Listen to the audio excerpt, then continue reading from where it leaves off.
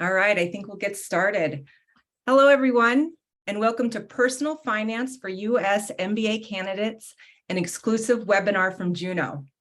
My name is Kristy Bleizeffer of Poets&Quants, and I'm joined today by Nikhil Agarwal. Nikhil co-founded Juno with his friend and classmates when they needed loans for business school. Their frustration helped form an actionable group chat and Facebook group that grew to over 700 MBA candidates at 10 top schools. The classmates successfully leveraged the group's power and saved themselves and their classmates about $15,000 apiece. Now, the collective bargaining group is the most popular choice for MBA students who need student loans, supporting over 100,000 students across the globe. Prior to Juno, Nikhil worked on next-generation airplanes at Boeing. He has an MBA from Harvard and an aerospace engineering degree from the University of Illinois at Champaign. Thank you for joining us today, Nikhil. And to all our viewers out there, if you have questions, please use the question function and we will get to them as time allows. And so with that, I'll send it to you, Nikhil, to start the presentation. Thank you, Kristy. Appreciate the warm introduction. Would also mention Chris, my co-founder. Chris, if you're able to switch on your video real quick. So me and Chris started Juno together while we were on our way to HBS. I'll tell you about that story here in a second. So before we jump into this, just a quick disclaimer, we're not an investment advisor, we're not a financial analyst, we're not really giving you advice over here. This is an informational webinar for you. All right. And this is what we'll plan to do. I like to reserve a healthy amount of time for questions because that's usually where the meat of the discussion happens. Like Kristy said, feel free to pepper us with questions as we are going through it. And we'll also reserve some time at the end to answer some of the questions. So I'll do a quick intro. We'll talk about budgeting. That's really where the discussion starts. And usually at the end of the budgeting discussion, we get to a point where we're like, well, I might need student loans. So we'll jump into the student loan section. We'll have a meaty discussion on that, help you figure out what's the best student loan option for you. And finally, we'll get into a few tax tips, some other helpful tips that'll help you manage your finances, make the most of your finances during B school. All right. So with that, I'll jump into this. The anonymous, I just saw the anonymous question pop up, and the answer is yes. As long as you're a US citizen, US permanent resident, or international student with US Cosigner, regardless of whether the school is in the US or abroad, most of this presentation would be applicable. Okay. All right. So myself, I think Kristy did a great job of covering this already, so I'll skip over this real quick. These are some screenshots from the Facebook group that Kristy was mentioning back in 2018. We just, casually, Chris and I said, hey, let's try to create this group. 700 students joined, and these were the savings we were able to get. That year, the federal loans were costing folks about $40,000 in interest and fees, and we were able to negotiate a deal where the lender only charged like $25,000. And that created a substantial amount of savings. And today, that same sort of, we've repeated that pattern for 4 years now. And at this point, not virtually everyone, but a majority of MBAs taking student loans are using Juno's deals. All right. So with that introduction, I'll jump into budgeting. I feel like I'm missing out a little bit on Chris's introduction over here. Sorry, I didn't prepare the slides for that, but Chris has an amazing background, spent a bunch of time in consulting, went to Netflix where he was like a mini VC at Netflix, very fun role, and he can tell you more about that as well in a bit. Okay, so the first thing to know about budgeting for B school is the budget that the school gives you is probably underestimating for the median person. Yes, are there people who stick to the budget provided by the school? Absolutely, there is. But a lot of students attending full-time MBA programs tend to spend a significantly larger amount than what's budgeted by the school, right? Where does this come in? When you look at room and utilities and living expenses, that's typically the area where the school is underestimating the expenses. So for example, the school is often not taking into account things like trips, and trips tend to be a pretty significant part of the MBA experience, even if it's not a super academic portion of the experience.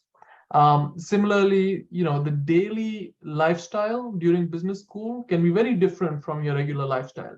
It might be a lot more social, might involve a lot more dinners out, drinks out, things like that. And those expenses can add up to a significant amount more than what's estimated by the school, right? So this is just sort of my own example. These were the room and utilities estimated by the school. I actually stayed in Harvard Housing.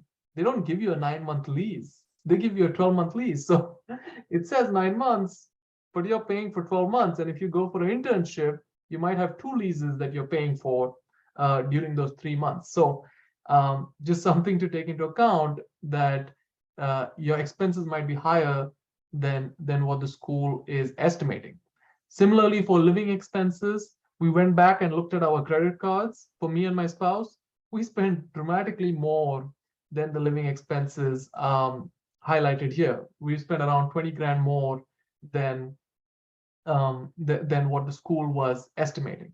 All right. So make sure you keep that in mind when you're trying to figure out, hey, how much do I need? So often when I say this, the 2 follow-up questions I get are, hey, how many trips will I actually go on? Right? And I think the range is very wide here. Chris, do you mind if I put you on the spot?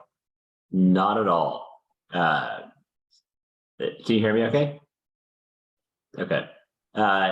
So maybe one thing I would just add to that would be, we've done surveys of folks for the last couple of years, and depending on the school, it seems pretty consistent that folks estimate that the amount they spend is usually $6,000 to $10,000 more per academic year than the cost of attendance that the school estimates. So I just take that into consideration as you think through what you're truly budgeting for.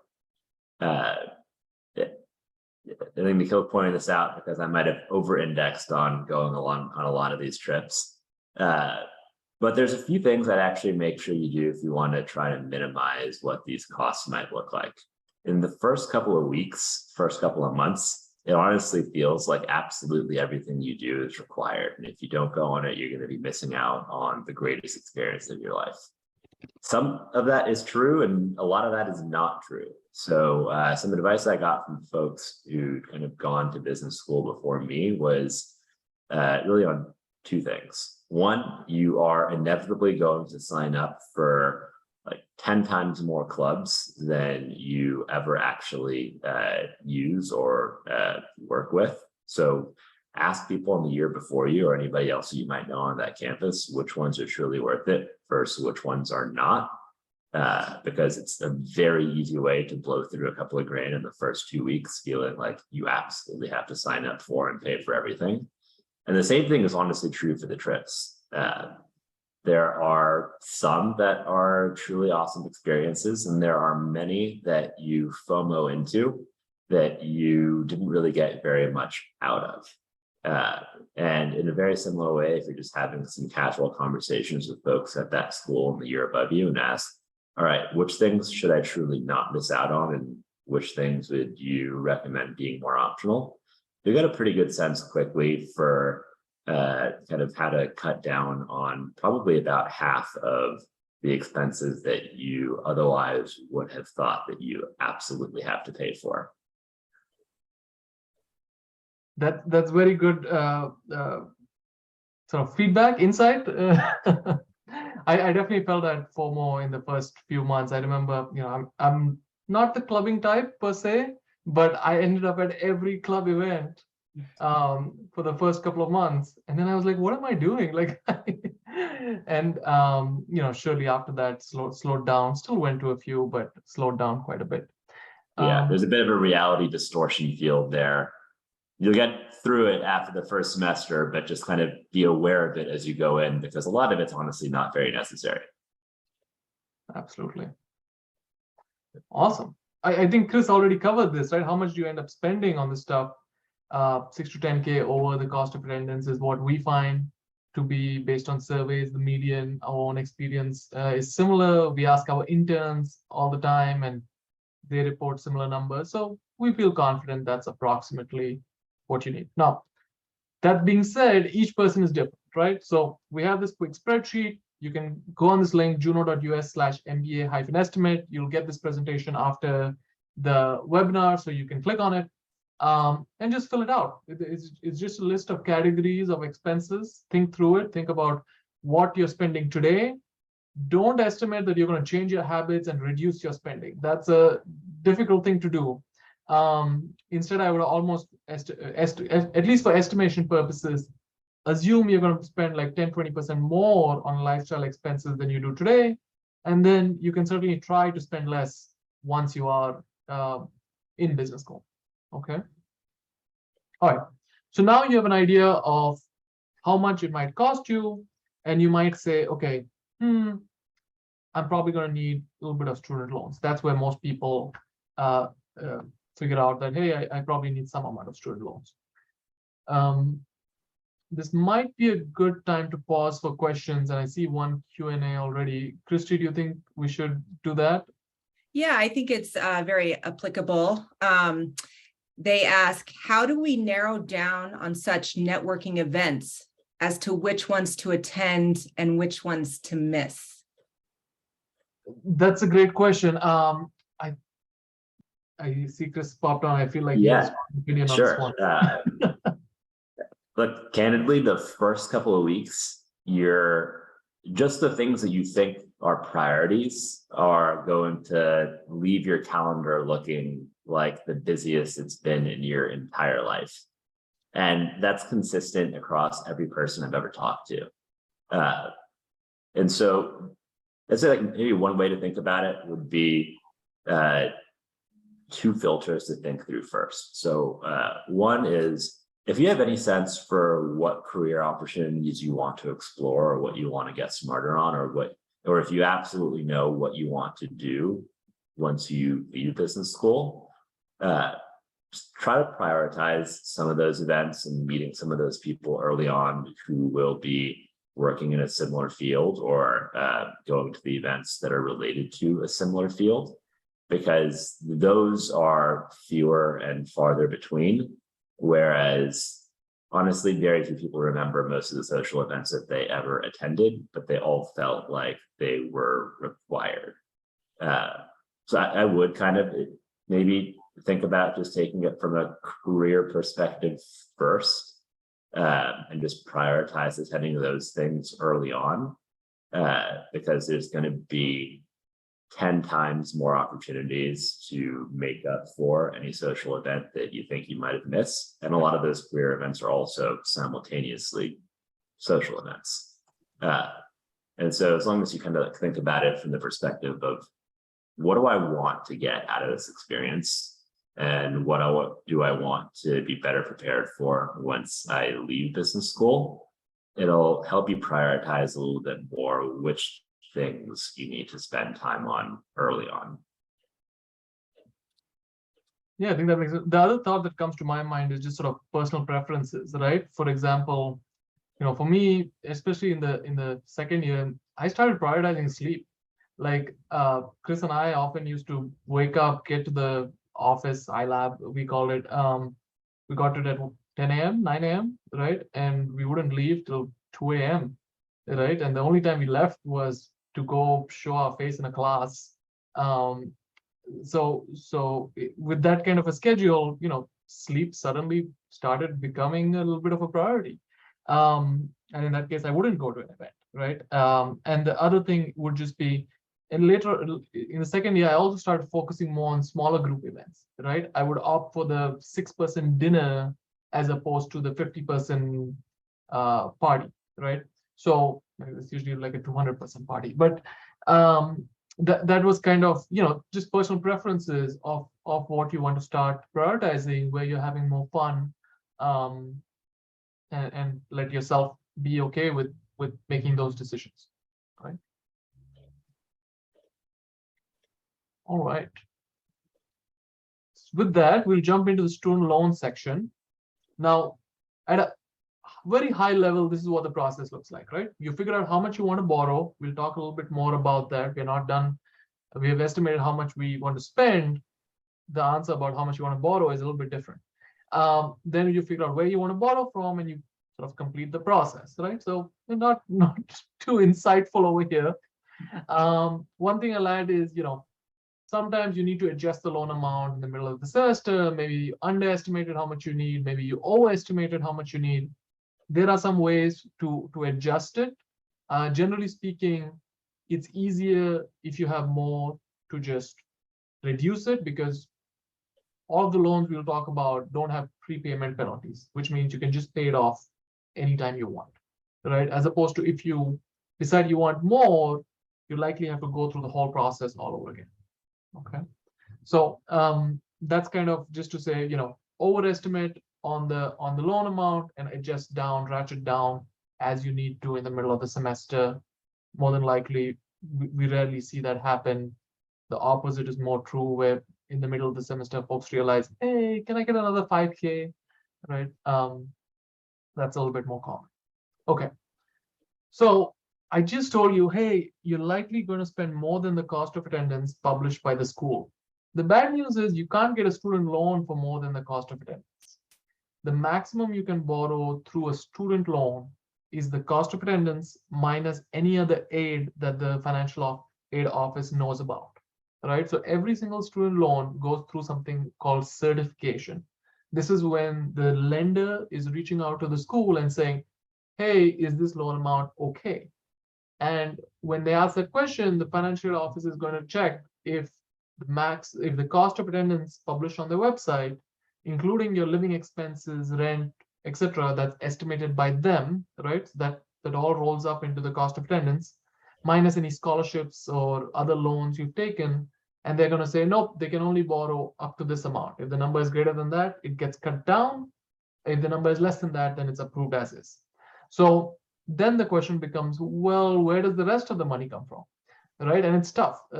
Oftentimes it comes from savings, right? So if you have, cash sitting in a bank account, or if you have some stocks that you're willing to borrow against or liquidate, those tends to be one source. The other tends to be loans from family and friends, right? Folks still borrow from their parents. I know it's grad school, I know it's MBA, but people still do that. It's a smaller amount, $5,000-$10,000, but people still do that. The third is a HELOC.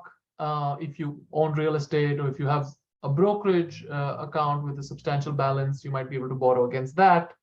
Or a personal line of credit, which is basically a loan, right? And then finally is this strategy, which I mentioned very carefully, right? A 0% APR credit card. I have a typo there, but there are credit cards out there you can get where it's 0% for a 12-month duration or an 18-month duration. Now it spikes to like 20% after that. So this is not something you want to be paying, right? But if you're smart about it, you could take a 0% APR credit card just before you quit your job, and then use that to bridge you through your first internship, and then using the funds you receive during your internship, pay off the credit card, maybe get a new credit card for your second year, and repeat the cycle when you graduate with the job, right? The reason I say is you want to be very careful with this strategy is it limits your options sometimes, right? Business school is a great place to explore. Chris and I, when I came into business school, I said, hey, I want to do consulting, right? I'm clearly not doing consulting anymore. And that summer, I didn't get paid a salary, right? I went to basically work for ourselves, right? And we didn't have a salary.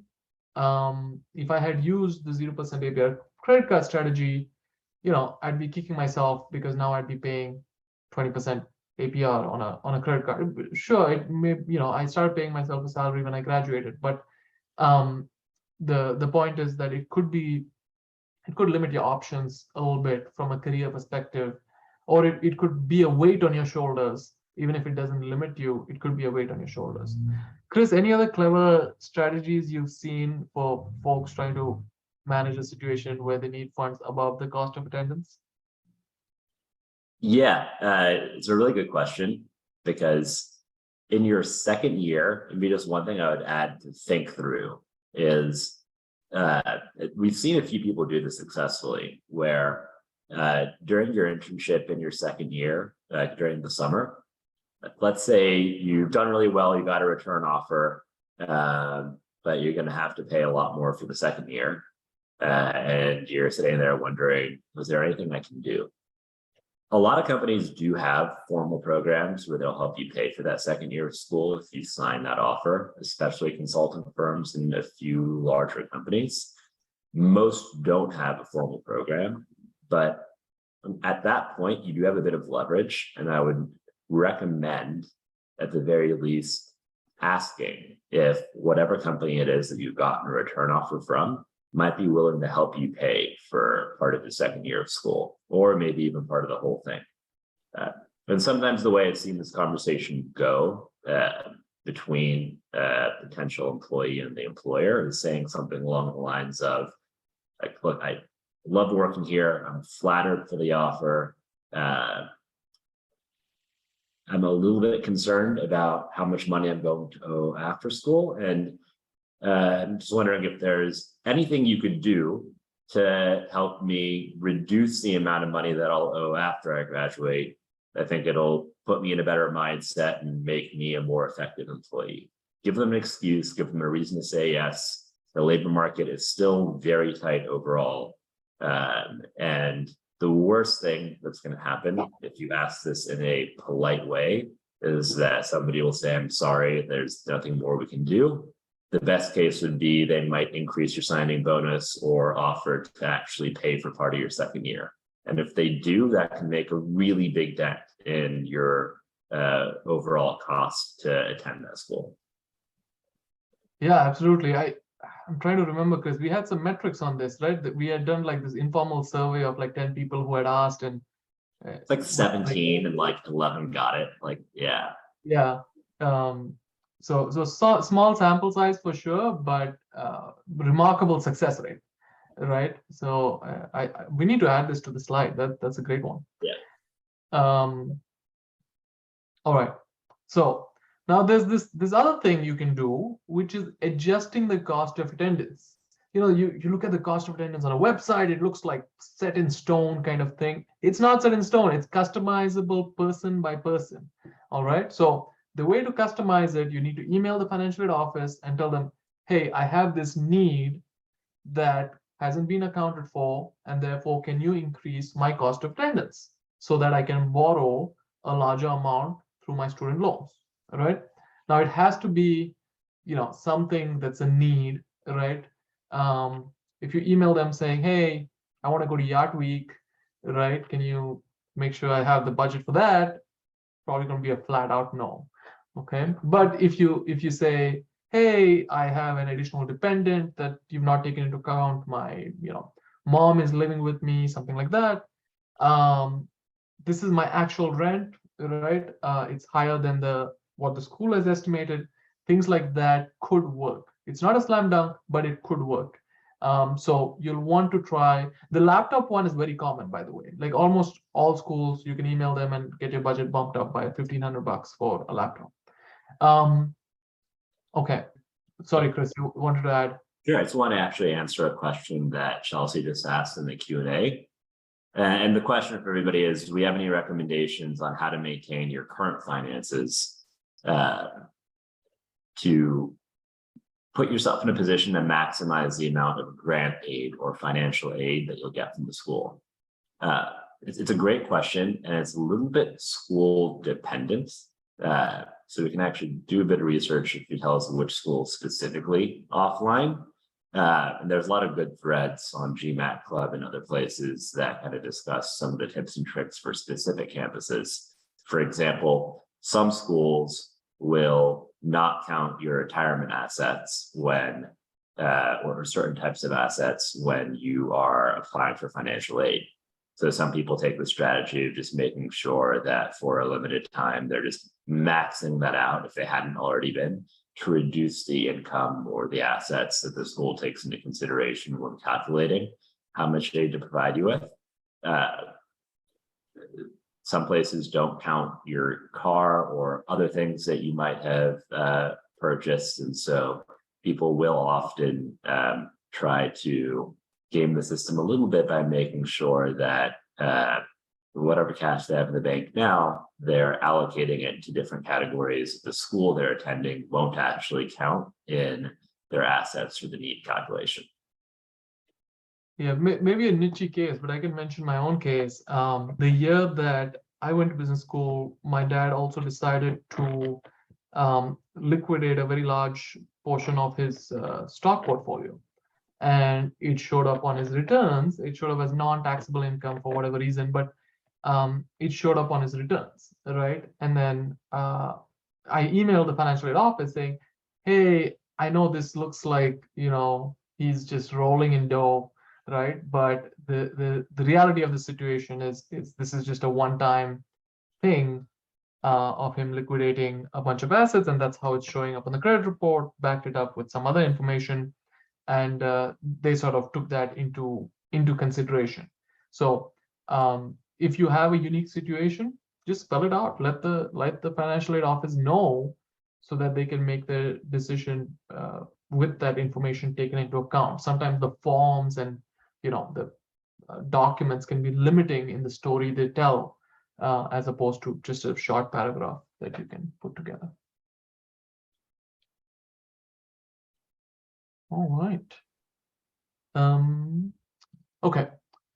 Now this slide is an important one, right? I think it really helps people with this sort of, because a common discussion I have is, I think I'm borrowing too much. I think I'm borrowing too much, right? The reality is, wherever you are on the spectrum, right? Like you can see the median is about 60, 70K, right? So if you're, this is per year, by the way. So like 120K for the duration of the MBA is the median, right? But even if you're borrowing like 100K, right?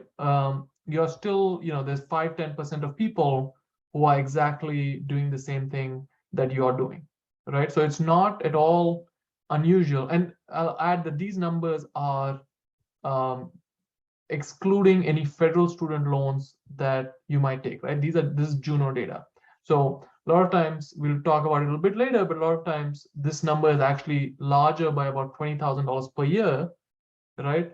So the median could be anywhere between like 70 and 90 in reality for the total amount of student loans that someone is taking per year for their MBA programs. So don't stress too much about the high loan amounts. I know they seem large.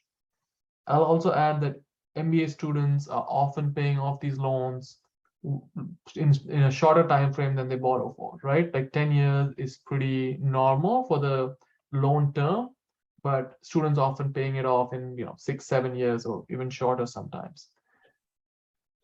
Okay, so hopefully that's a little bit comforting if you're feeling like, oh man, I'm going to be borrowing so much. You're not alone. All right, the other question we get is about should I sell stocks to pay for B school? And candidly, that question has reduced quite a bit since everyone's portfolio got hit recently, and the stock market is down. So with that, this question, everyone's now of the mindset, hey, I'm just gonna hold this, let it recover, that kind of a mindset. Sunk cost fallacy. So you should double check your reasoning. But regardless, we don't usually think it's a good idea to sell stocks to pay for B school. You'd rather borrow against those stocks through a loan that your brokerage can provide for you. In any case, you're not really allowed to borrow against a retirement portfolio. So if you have money in a 401k or a Roth IRA, unless the IRA for sure, it's extremely unusual to be able to borrow against an IRA. Some companies will have programs that allow you to borrow against a 401k. So you might want to think about that, but certainly an IRA or a brokerage account That's generally not a great idea. The tax hit combined with the lack of growth on that, you're sort of killing the base. And typically an MBA student is pretty young, so you have another 30 years for that base to compound. You really don't want to do that. Okay. All right. So with that, we kind of get into what are the loan options, right? Where do you borrow from? The first option I'll talk about is a federal unsubsidized loan. Decent interest rate, 6.54%, right? An origination fee of about 1%. What's an origination fee? Think of it like if you're borrowing 20,500, that's how much you owe back to the government, the Fed, or the Department of Education in this case. But the school is not receiving 20,500. The 1.08% is just subtracted out of that, right? Now, you can only borrow 20,500 through this program. If you need anything more than that, you have to borrow through the Grad Plus program. Now, the Grad Plus program has a higher interest rate, 7.54%, and a very hefty origination fee, 4.28%, right? So, if you're borrowing 100,000, 5,000 just kind of disappears and doesn't get sent to the school, but your loan balance is still 100,000, right? So that origination fee kind of stings. Now the other option, usually people are comparing to plus loans. If they get a low enough rate, they're comparing to the unsubsidized loans as well, is a private student loan, right? That's where really Juno comes in. You can borrow the same up to the cost of attendance, but the rates vary a great deal, right? Through Juno, I can say that it's very rare, almost impossible for a grad student or an MBA student to get anything higher than the Grad Plus rates. Typically, the rates are lower than that. And about half the times it's lower than the unsubsidized, sometimes it's not, right? But there are a lot of other private student lenders and their rates can vary dramatically, right? 13%, 14% can go as high as that, and 0.99% on a variable rate is possible. So there's a very large variation on the interest rates, and it totally depends on who the lender is and the credit worthiness. The second thing I'll add is, when you look at home loans, oftentimes it's the difference between two banks for the same person is very small, maybe 0.5% or 0.25%, right? But that's not the case for student loans. The same applicant can go to two banks and get 3% at one bank and 9% at the other bank. That's not even unusual. So for that reason, it's really important to think about both where you're borrowing from, and you can't sort of change your credit profile overnight, but those two factors weigh heavily in the interest rate you are quoted, right? So just because you get a high rate from one lender, you shouldn't rule out private student loans. Okay. Now the main difference, aside from like the financials, is public service loan forgiveness and income-driven repayment plans. Both of these are sort of flexibility that you get in federal student loans that are just not available in any private student loan that I know of, right? So public service loan forgiveness, typically MBA students, both of these programs, a lot of MBA students are not taking advantage of.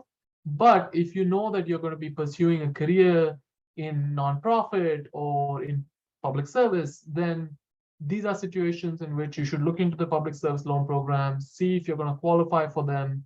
It's a pretty serious commitment. It's usually a 10-year commitment towards an employer that qualifies you for public service loan forgiveness, and you need to be making less enough money that you qualify for income-driven repayment plans. Only the sort of conjunction of two gets you to any benefit through the public service loan forgiveness program. But still, it's important to sort of keep that in mind. Check for it, because if you are planning to utilize that, it just doesn't exist in the private student loan market. All right. The other thing worth mentioning right now is 0%, right? So federal student loans right now, even though the interest rate will be 6.54% and 7.54%, there's a temporary pause on interest, and it's basically 0% for a few months. So Juno has built a calculator that allows you to compare your federal loans and your private student loan rate, accounting for how long that 0% is going to be around. So you can email us hello@joinjuno.com and be like, hey, can you give me the calculator that allows me to see what happens based on how long 0% goes on? And we can send that to you and you can make a decision based on that. Again, for most Juno members, the private loan is going to be a more affordable option, even accounting for the 0%. But like I said, the public service loan forgiveness and income-driven repayment plans do not exist with the private student loan option with Juno or any other private student loan that I know of. Okay. One thing I'll just add to that really quick would be, because we do get this question a lot. Whenever you're looking at loan quotes, inevitably the variable rate is going to be lower than the fixed rate. I'd say well in excess of 80% and probably closer to 90% of people gravitate towards fixed loans so that they have some sense of comfort around knowing exactly how much they'll have to pay after school. And personally, if I were going back to school, which I wish I could, I would also be using a fixed rate again, even if the rate itself was a little bit higher than the variable. Yeah, the only thing I'd add there is like if the difference is large enough, which is rare, but sometimes you see it. For example, I recently seen someone, they got a quote of like 1% on a variable rate and like 4% on a fixed rate, right? In that situation, it might make sense to take the variable rate because there's a lot of, the rates have to increase by 3% before they are equivalent, right? And even if it takes 3-4 years to get there, you're still on a better path on the overall cost than, right away starting to pay that 4%. So, but yes, 90% of the time plus the fixed rate is likely going to be the better option. Right? And just to clarify, both the federal loans are fixed rates. With the private loan, you get a choice. You can take a fixed rate or a variable. Nikhil, we have one question that maybe you can do quickly. Do you have any advice, either of you, for kind of convincing a relative to co-sign for you on a loan? Yeah, I think I need more context on the relationship exactly, but generally speaking, you want to make sure that they have confidence in you, right? In your ability to pay back the loan. Make sure they understand your career prospects after graduation, right?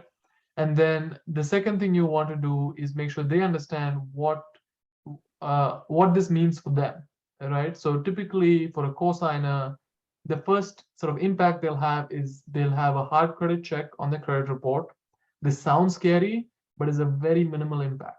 It's typically 0 to 3 points on the credit report, and it's a very temporary impact as well, typically 6 months, right? So assuming that they're not about to buy a house, the hard credit check itself doesn't have a significant impact, right? The second piece that has a more significant impact is the loan itself, right? The loan is going to show up on their credit report. And if the next lender that comes along and pulls their credit report is going to see this loan, right? And they, depending on the lender, they might be able to explain to that lender, hey, this is a situation where I've co-signed someone's loan, right? They are the ones responsible for paying it. Don't count it against my debt to income ratio, things like that. That's sometimes possible in a mortgage kind of situation, but for a lot of the other loans, it's very algorithmic, right? Which means if the computer is programmed to account for the fact that it's a co-signed loan in a different way, they might get credit for that. If that lender's computer is not programmed to account for that, then tough luck, right? So it can have some impact on what their debt to income ratio looks like, which can then impact their eligibility for loans. It can impact their the rate that they're quoted, even if it doesn't impact the eligibility, right? So these are certainly factors you want them to be aware of, right? And finally, you can think about what's the fastest term in which you can pay off these loans, right? It is not that like with international students, we often see interest rates that are very high, right? Hence, they are super motivated to pay off these loans very quickly. And we've seen students paid off in like 2 years, right? And if you can sign up to something like that, it might make your cosigner more comfortable to see like, okay, this is only going to be on my credit report for 2 years.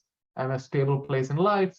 I don't really need, I don't really care if this is on my credit report or not. And that can allow them to become a little bit more comfortable, right? But I don't want to sugarcoat it, right? You are making a significant ask of your cosigner in terms of co-signing a loan. Right? They are, from a legal perspective, they are equally responsible for this loan.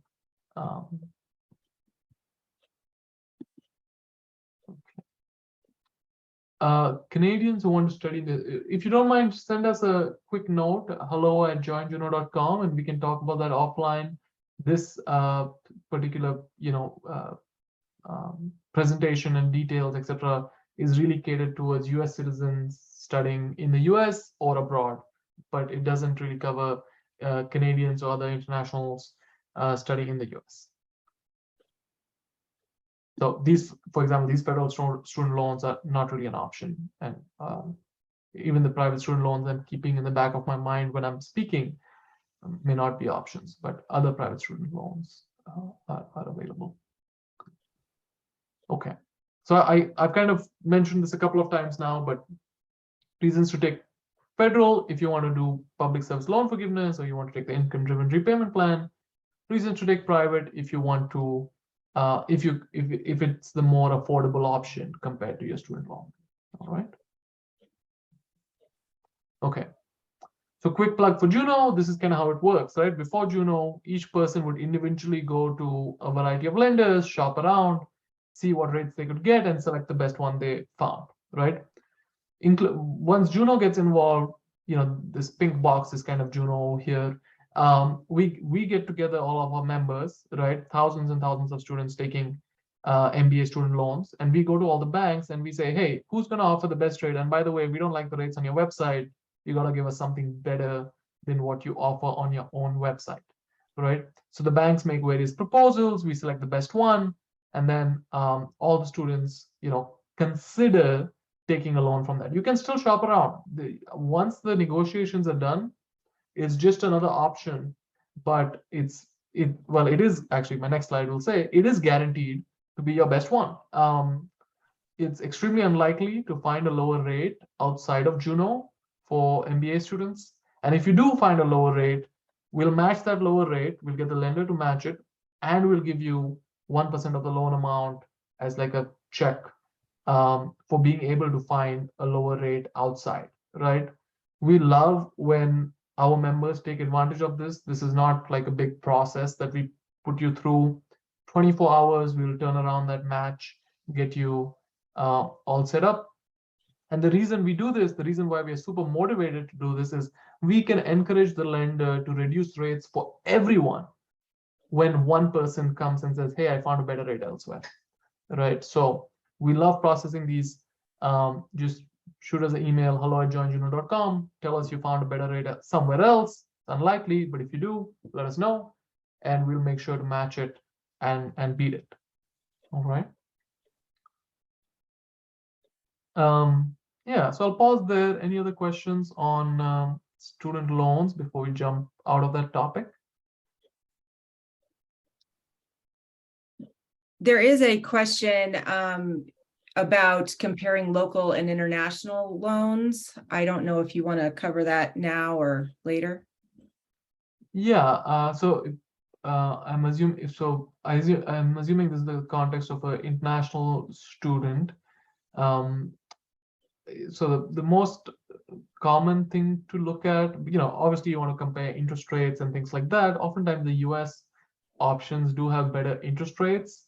Now, depending on who is planning to pay back this loan and whether they are planning to work in their home country or planning to work in the US, you might think about foreign exchange risk, right? If you're earning, let's say, an INR and you are paying a loan in USD, it can get pretty expensive in INR because the trend of the last decade has been the dollar is getting stronger and stronger compared to the rupee. So things like that can factor in. On the flip side, you compare with some other countries and the dollar is just getting so much weaker. It's almost like free money to borrow these loans. So that goes both ways, right? Just depends on which country we're talking about. Yeah, happy to chat more about that. If you don't mind, send an email to hello@joinjuno.com and we can chat more specifics. How many credit inquiries do Juno members have when your company is reaching out to banks for loans? 0. So the negotiation process does not involve any credit inquiries. What we do is we create an anonymized spreadsheet, so the lenders don't even know who you are, right? They have no way of pulling your credit. But we ask you and our members truthfully tell us information about themselves, like your income, your estimated credit score, things like that. And that data is sufficient for us to go and negotiate the deals. Now, once the deal is negotiated and available to you, like, we're in August, so all of that was completed back in May, or even a little bit earlier than that in April. Once the deal is available to you, you just sort of apply like a regular loan. You'll get the one credit check. That's the only credit check you'll get, and you can take the loan. And in fact, we've set up a system with one of our lenders this year where you don't even need to get that one credit check to get your rates. You'll still need the one credit check to actually take the loan. But if you just want to check the rates without getting a hard credit check, you can do it through a soft credit check, which doesn't show up on your credit report. So yeah, hopefully that's helpful in terms of what you can do to check your rates without impacting your credit report at all. Okay, we have about 10 minutes left, so just. Awesome. The rest of it should be super quick. So tax tips, this was a fun one. We learned about it from a Booth student.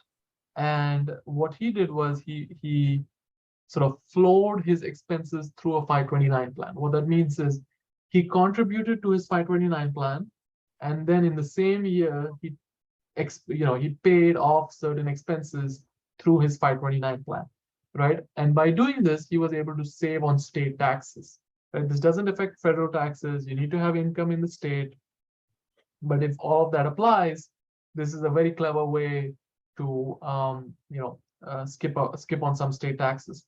Now, I'll add that you want to look at the state by state. You probably want to talk to a tax advisor, make sure this works in your state, etc. But very, very clever way we saw of someone, I guess, hacking the system, right? And being able to pay some of the expenses tax-free. So very, very cool strategy here.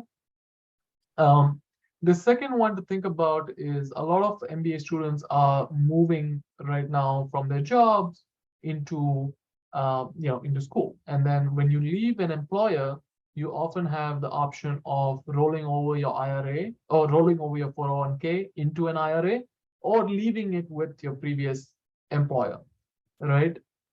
No strong preferences here, but I personally think option B is beneficial because the employer's 401k account typically has like 15 funds that you can invest in.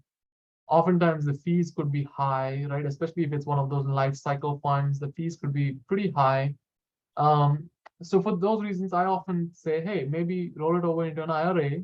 A lot of free IRAs out there. So in my case, when I did that, I actually got sort of status with my bank, right? Which meant, I don't know, they pick up my phone call faster, I guess, but whatever it's worth, right? It got me that highest tier status with my bank, and I was now able to invest in more things, and I pretty much put all my money in low-cost Vanguard ETFs, right? So if none of that makes sense, it's okay. Just Google it afterwards, and it'll start to add up. But just consider rolling over your 401k into an IRA.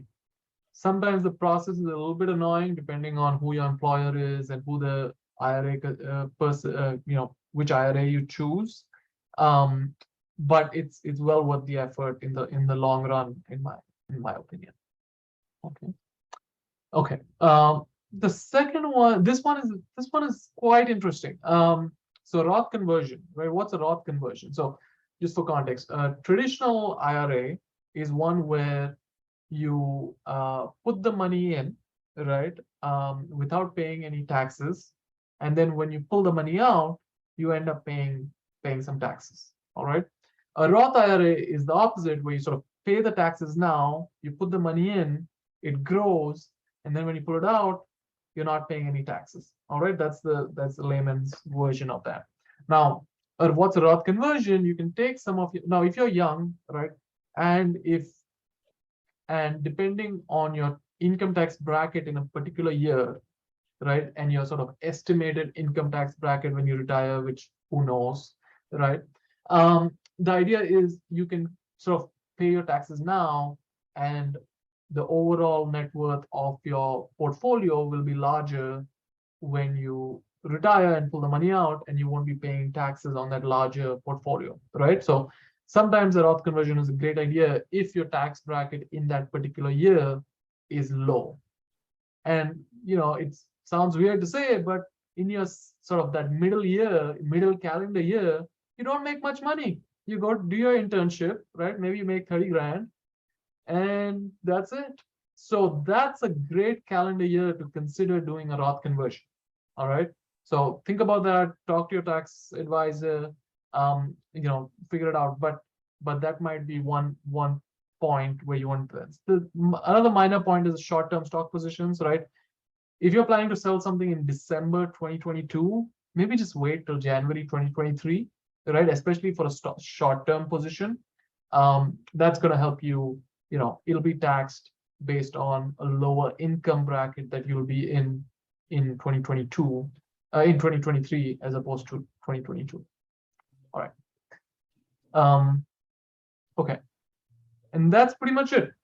Make sure, don't forget educational discounts. All the stuff that you used in undergrad is now available once again.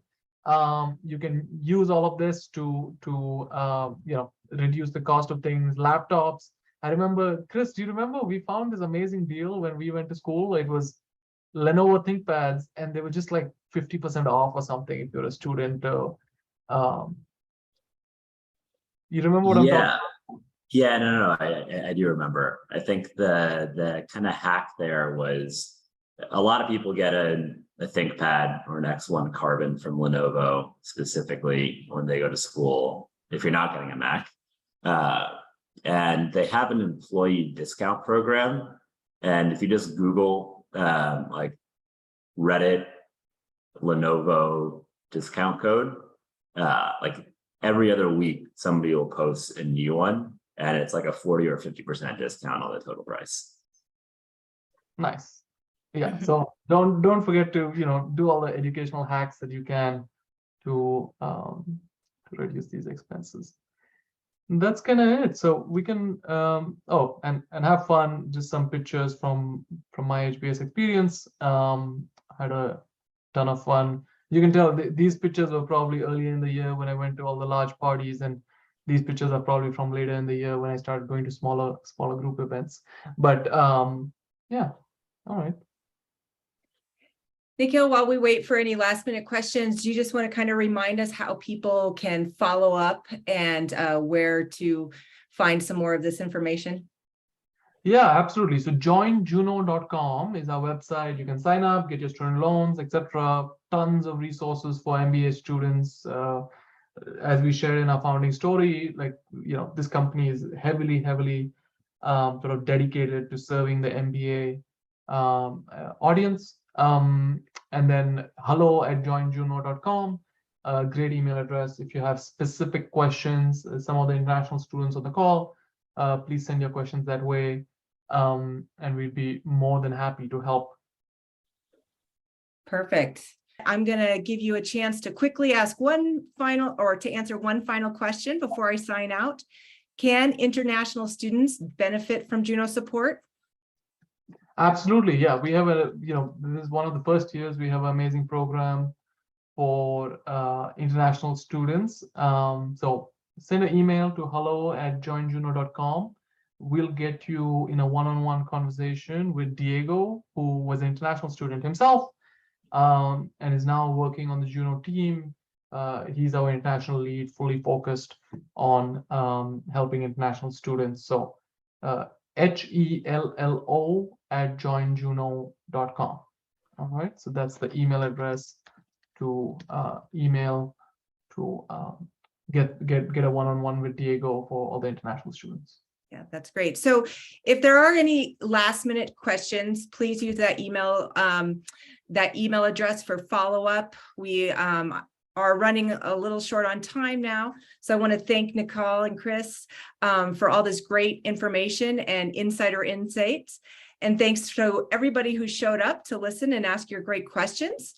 Again, this will be posted on our YouTube page. You can also find a lot of Juno information at the Poets&Quants website, poetsandquants.com, on our financing tab. And until next time, thank you, Nikhil and Chris, and please stay informed.